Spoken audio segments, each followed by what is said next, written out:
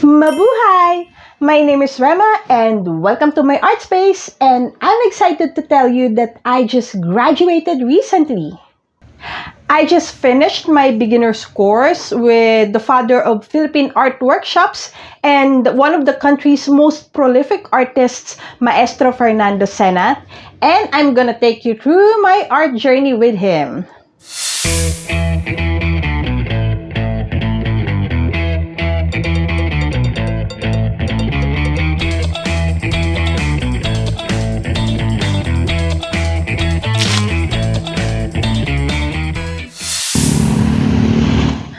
Tucked in this quiet corner of Quezon City, Manila, is a school where students from all walks of life come together to learn art from the father of Philippine art workshops, Maestro Fernando B. Sena. Every student who takes up Sir Sena's class has to go through the basics. My first lesson was making line drawings. Making an underlying sketch by using basic shapes is something new that I've learned today. I saw towards the end of the class how it improved my drawings and also the speed of my work. It's something so simple, but it's always skipped by artists like me.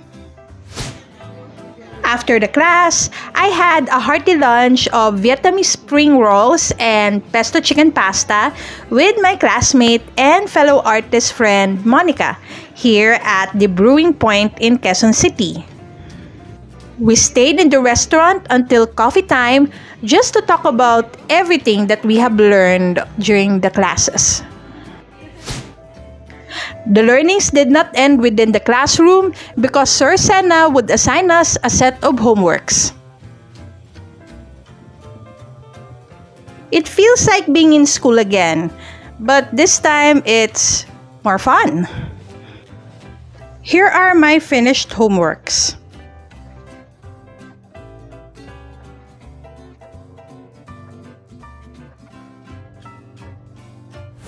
Maestro Sena taught me about tonal shading and how to make them during my second session. I have never thought how valuable tonal shading was until I got to this point. Even though I already know how to apply light and shadows in my drawings, I learned even more because of the tips that the maestro and the other teachers gave me. After the class, I had to rest my hand and my mind and give my tummy some good Japanese meal during lunch and also a nice cup of coffee with my good friend and classmate, Monica. During the weekdays, I always make sure to finish my homework. I was excited and quite a bit nervous at the same time during my third session because this was the moment that I had to learn how to use oil pastels. This was where the principles of tonal shading were applied in color. I must admit I struggled with oil pastels because this medium was not my strength, but I learned how to appreciate it little by little, especially during my weekday homework. Maestro Sena would give pointers for improvement whenever he checks our homework every week. For this one, he pointed out that I should be more distinct in portraying the edge of the table by darkening the cloth that's draped on that side of the table. We continued our oil pastel activity in our fourth session with flowers as our subject. The maestro clearly explained how to color huge and small petals with pastels while demonstrating it to us. Oil pastels are challenging to me, but I am learning to appreciate them little by little with every activity with handle. What I love best in Maestro Sena's class was that we were always encouraged in everything we do, though not perfect, but the teachers always see our improvement and our effort. I was not able to finish this activity, so I brought it home as a homework. We continued our oil pastel lessons by learning techniques on how to create a landscape portrait, along with a demo from the maestro himself. Although we haven't started our painting lessons yet, Sir Sena made another demo on how to paint a landscape portrait with the use of acrylic paints. Sir Sena was truly impressive because he is able to create a masterpiece within minutes. This one, I think, he only made in less than 10 minutes. The sweetest thing about Sir Sena was that he would give away his works to his students and even dedicate these to them.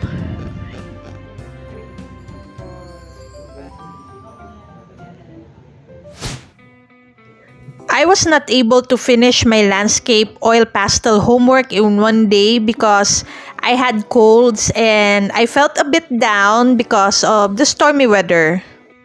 I tried my best to finish it on Friday, a day before the art class day.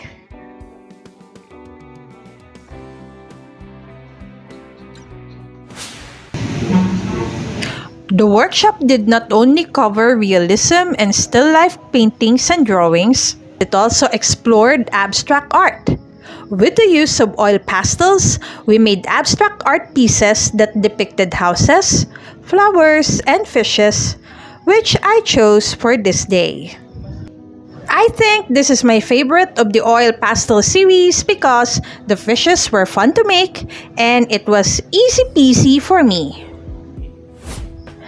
Back at home, I chose two subjects for the abstract art homework: a vase filled with flowers and a bird.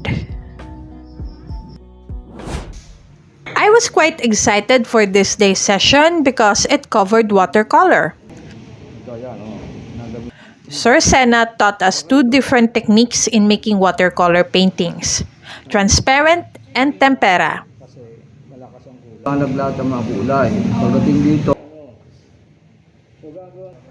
I had to do the transparent technique because I brought a prang pan watercolor set.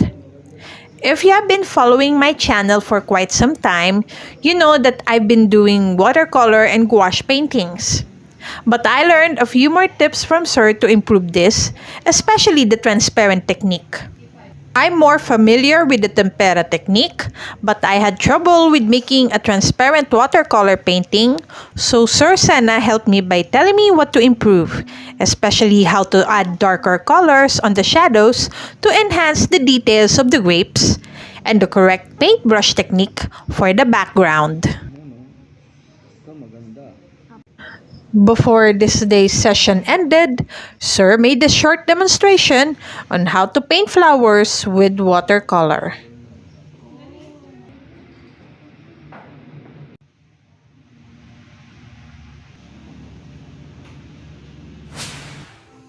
Our homework was supposed to be watercolor paintings of flowers. I challenged myself a bit because I made a portrait that did not only include flowers, but oranges as well. At least it still included flowers, so I guess I made the right homework.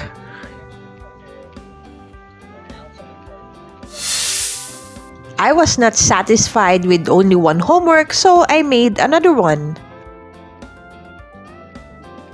I made another flower, but this time it's an orchid. The technique for painting this is different because these got bigger petals. But who said that I'm done because I made a third homework? This time I did not make flowers or fruits, but I made a humble vegetable: carrots. I was so inspired by watching a YouTube channel of another artist who made carrots by using the transparent technique, so I thought I want to try that. I must admit, I still struggle with the transparent technique. So when I saw that video and saw the style that she used, I thought, okay, let's do it. Somehow the carrots looked okay. And I think I got a little gauge on the transparent technique at least. But what do you think? Mind you, I only made this for about an hour. I had my homework checked with Maestro Sena and he gave me some pointers for improvement. For a group of same objects like these carrots, the one that is farther away from the light should be darker than the one that is nearer to the light source. To add more texture on the carrots, he demonstrated how to add darker lines on their surface. He also demonstrated how to soften the edges of the subject, especially its shadows, to make it look more painterly. For this session, I made another watercolor still life painting by using the tempera technique.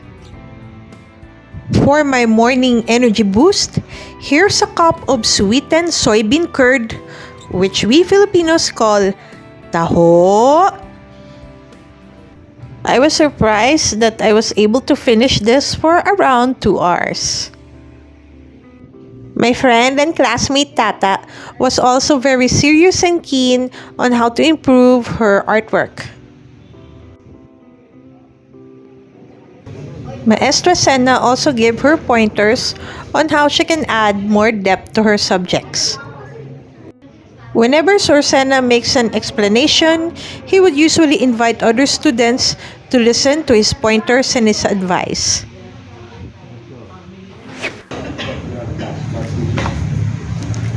I've had colds a few days ago, so I was a bit late for the class. But I think I made it in time to be able to catch up with Sir Sena's lecture on watercolor landscape painting. What I love about the maestro is that he always had fun while teaching us. He would crack some jokes while making his demos and also give out some scientific facts about the sky, the sun, and the mountains. And he loves giving his demos to his students. I'm guessing I'm the girl over there. While having my taho, it's activity time. This is the landscape portrait I made for this activity, and it included sunrise, fields, and waterfalls. Sir Sena gave some pointers on how to improve the waterfalls and make it even more realistic. So, lagyan mo ng ganito. Parang yung bato, kasi hindi yung bato dyan.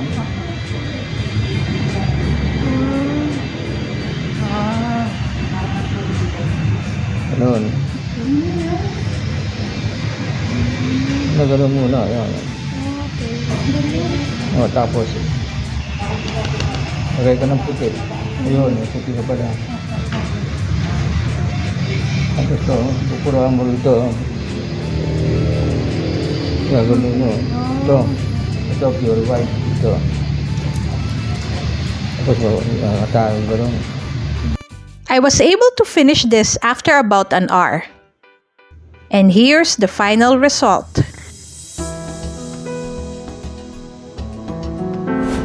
The day did not end without an awarding. Nakatanggap kayo ng ganitong medal as most outstanding. Pagka-certificate lang, standing. Ito ang pangalan nito, palaman sa tinapay. Rema Joy, take the floor.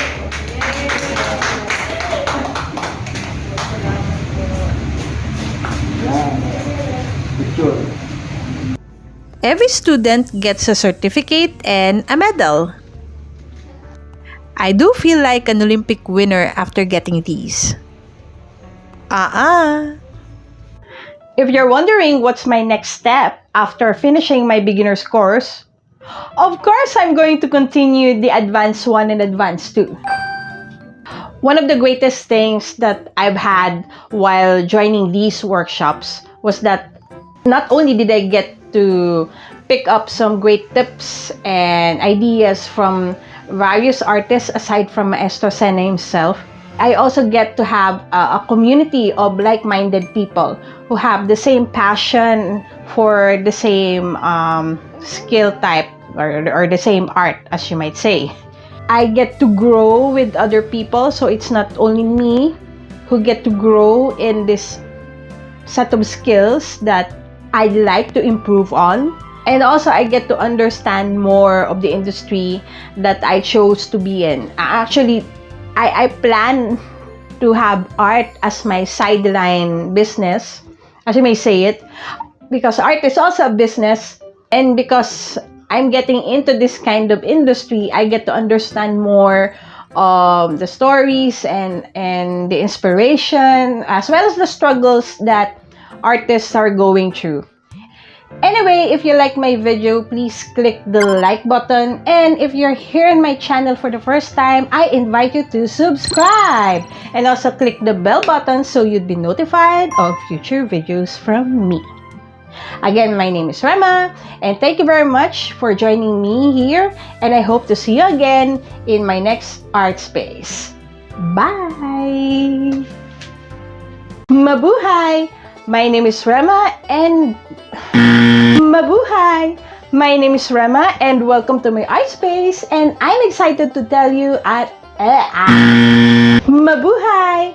My name is Rema and welcome to my art space, and I'm excited to tell you that I just graduated recently.